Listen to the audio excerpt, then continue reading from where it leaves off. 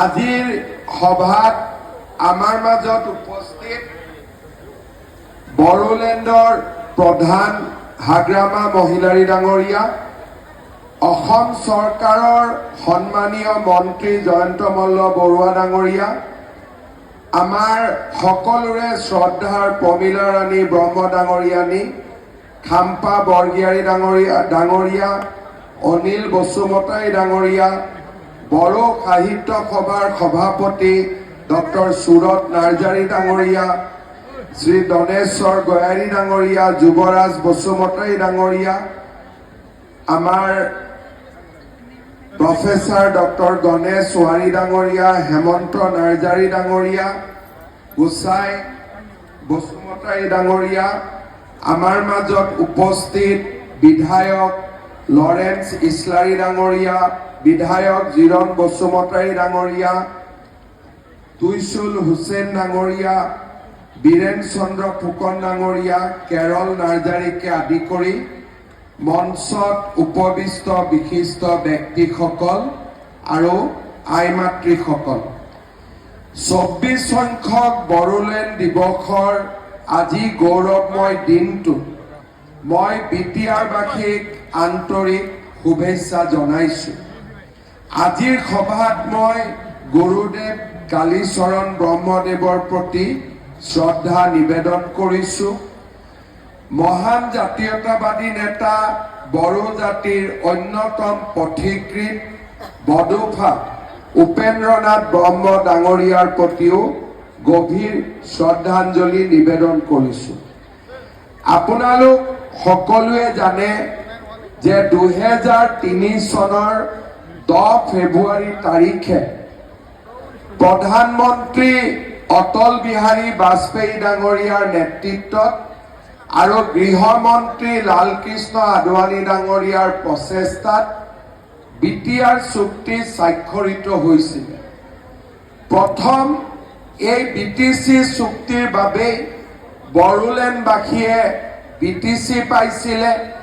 হাগ্ৰামা মহিলাৰী ডাঙৰীয়াৰ নেতৃত্বত বিটিচি প্ৰথমখন কাৰ্যকৰী পৰিষদ আৰম্ভ হৈছিল।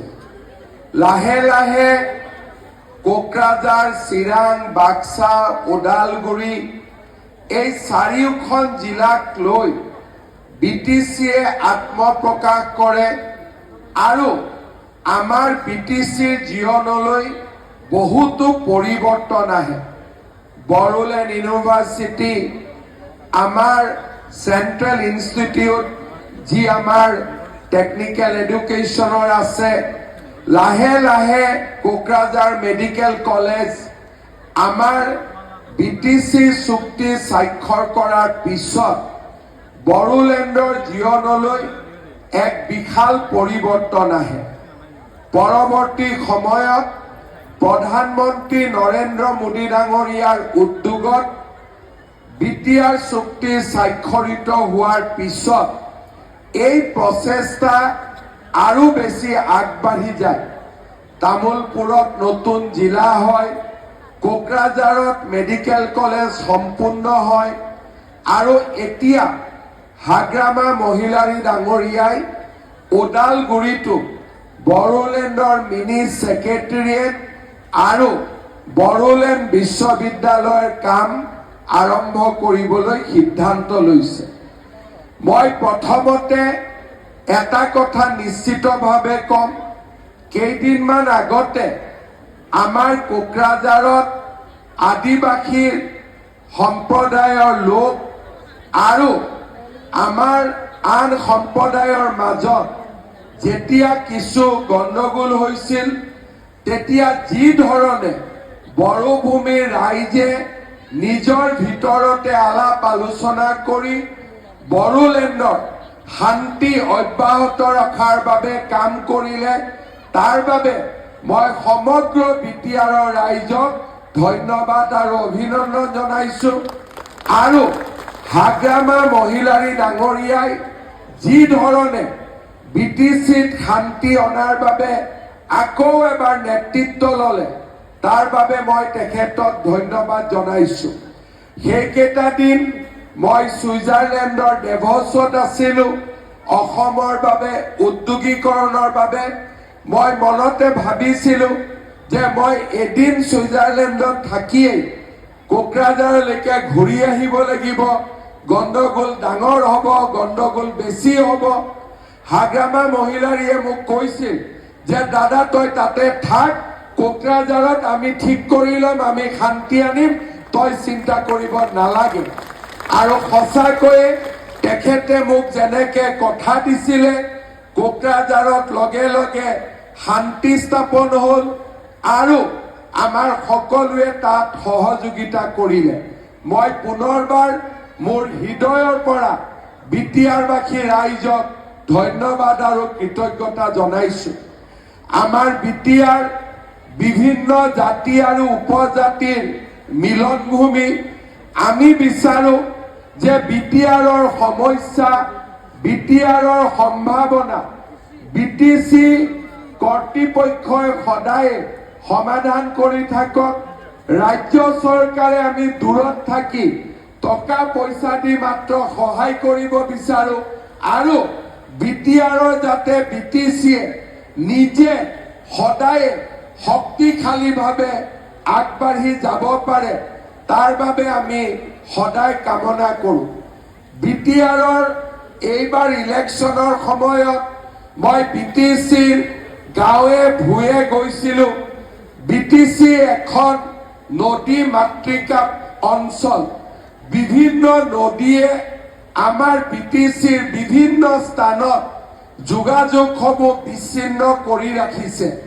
সেইবাবে মই মোৰ মনত এটা ইচ্ছা আছে যে আমাৰ বিটিআৰৰ যোগাযোগ ব্যৱস্থা আৰু বিটিআৰৰ কমিউনিকেশ্যন ইয়াক যদি আমি ইম্প্ৰুভ কৰিব লাগে, আমাৰ ইয়াৰ নদীবিলাকৰ ওপৰত আমি দলং বনাব লাগিব।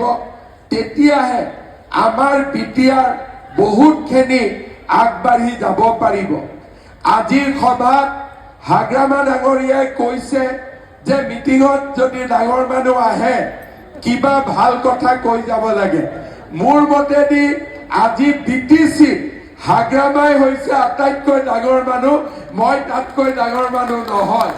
কিন্তু যিহেতু মই ৰাজ্যৰ মুখ্যমন্ত্ৰীৰ দায়িত্বত আছোঁ, মই এটা প্ৰতিশ্ৰুতি আপোনালোকক দিব খোজো যে অহা ২-৩ বছৰত আমি হাগ্ৰামা মহিলাৰী ডাঙৰীয়া আৰু বিটিচি কৰ্তৃপক্ষক আমি নতুন কৰি ১,০০০ কোটি টকা দিম বিটিআৰত দলং আৰু ৰাস্তা বনাবৰ কাৰণে। মোৰ যিমান ইলেকশ্যনত প্ৰতিশ্ৰুতি আছিলে লিষ্টখন কিন্তু অকল হাগ্ৰামাই বনাব নোৱাৰিব। ইলেকশ্যনত মই যিমান প্ৰতিশ্ৰুতি দিছিলোঁ মোৰ কমিটমেণ্টখিনিও তাত ইনক্লুড হ'ব লাগিব আৰু আমি একেলগে মিলি হাগ্ৰামাৰ কমিটমেণ্ট, হিমন্ত বিশ্ব শৰ্মাৰ কমিটমেণ্ট, দুইটা কমিটমেণ্ট পূৰা কৰিবৰ কাৰণে মই বিটিআৰক ১,০০০ কোটি টকা ৰাস্তা আৰু দলং বনাবৰ বাবে আজিয়ে মই ইয়াতে ঘোষণা কৰিছোঁ। ভাল হ'বনে বেয়া হ'ব? শ্ৰদ্ধা ৰাইজ, ইয়াৰ লগতে বিটিচিৰ ইলেকশ্যনৰ সময়ত হাগ্ৰামা মহিলাৰীয়ে এটা প্ৰতিশ্ৰুতি দিছিলে যে আমাৰ যুৱকসকলক উদ্যোগ আদি কৰিবৰ বাবে তেওঁ ২ লাখ টকাকৈ আগবঢ়াব। বিটিচিৰ ফাণ্ডৰ পৰা যিমানখিনি কৰিব।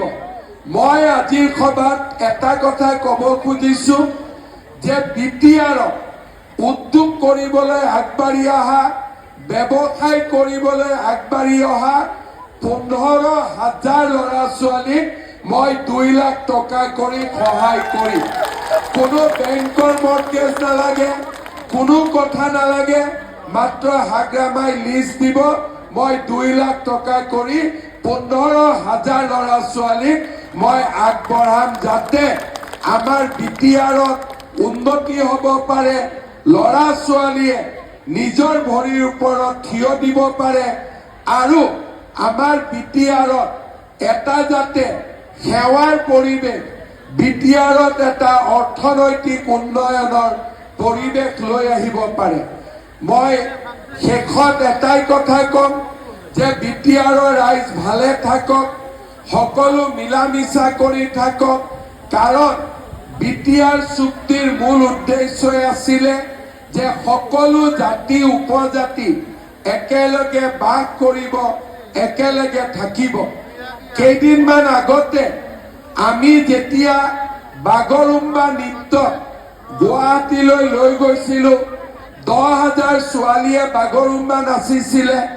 প্ৰধানমন্ত্ৰী ডাঙৰীয়া ইমানেই আনন্দিত হৈছিলে যে তেখেতে বাগৰুম্বা নৃত্যৰ ছবি বা ভিডিঅ' তেওঁ ফেচবুক, টুইটাৰ, ইনষ্টাগ্ৰামত আপলোড কৰিছিলে।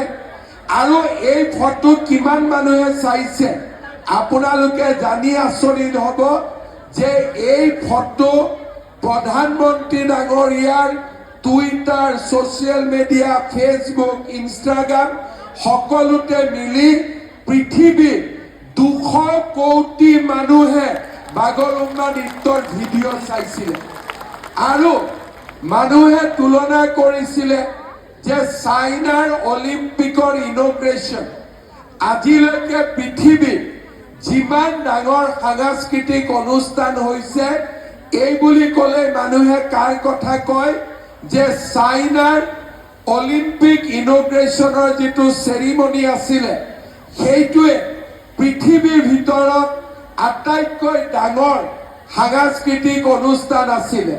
কিন্তু আমাৰ বাগৰুম্বা নৃত্য চোৱাৰ পিছত মানুহে কৈছিলে যে চাইনাৰ অলিম্পিক ইনগ্ৰেশ্যন চেৰিমনিতকৈও বাগৰুম্বা নৃত্য আটাইতকৈ বেছি ধুনীয়া হৈছিলে। আপোনালোকে নিজে গুগল কৰিব, নিজে চাট জিপিটি কৰিব আৰু আপোনালোকে নিজে দেখিব যে মানুহে ইয়াক কিমান তুলনা কৰিছে। ইলেকশ্যনৰ পিছত আমি সিদ্ধান্ত লৈছো যে গুৱাহাটীত আমি বিহু লৈ গলো, গুৱাহাটীত আমি ঝুমুৰ লৈ গলো, গুৱাহাটীত আমি বাগৰুম্বা লৈ গলো। এইবাৰ আমি নতুন দিল্লীলৈকে বাগৰুম্বা প্ৰদৰ্শনৰ কাৰণে আমি বাগৰুম্বাক লৈ যাম, বিহুক লৈ যাম, ঝুমুৰক লৈ যাম। ইতিমধ্যে আমাৰ প্লেনিং কমপ্লিট কৰিছো।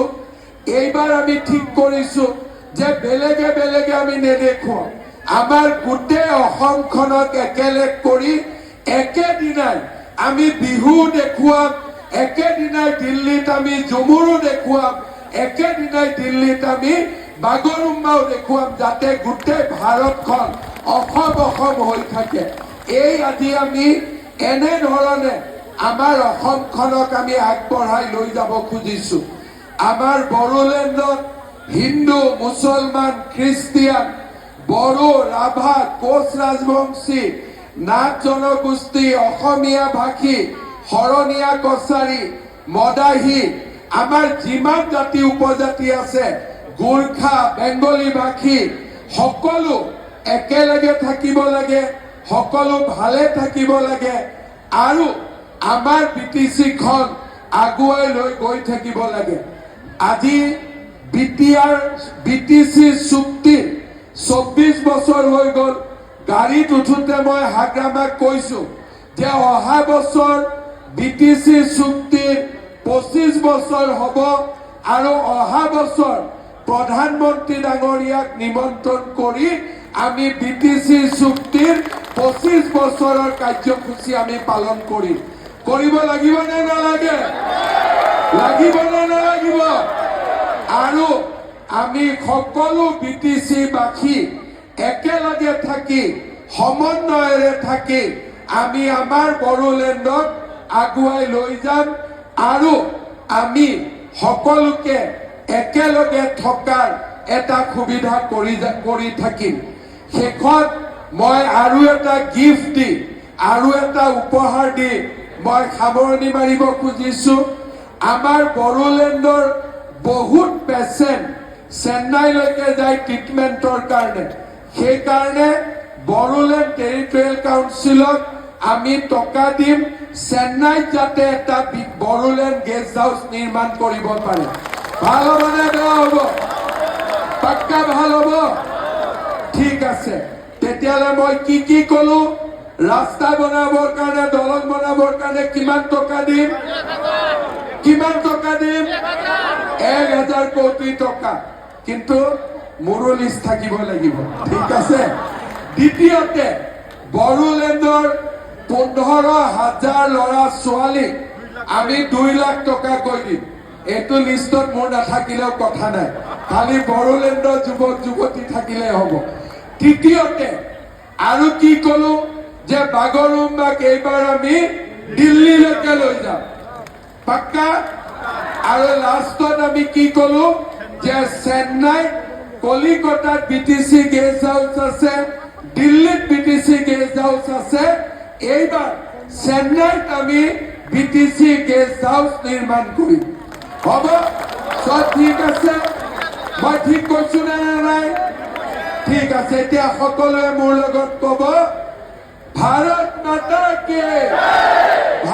माता के बहुत बहुत धन्यवाद সকলো ভালে থাকক মোৰ লগত আৰু এবাৰ ক'ব বিটিসি জিন্দাবাদ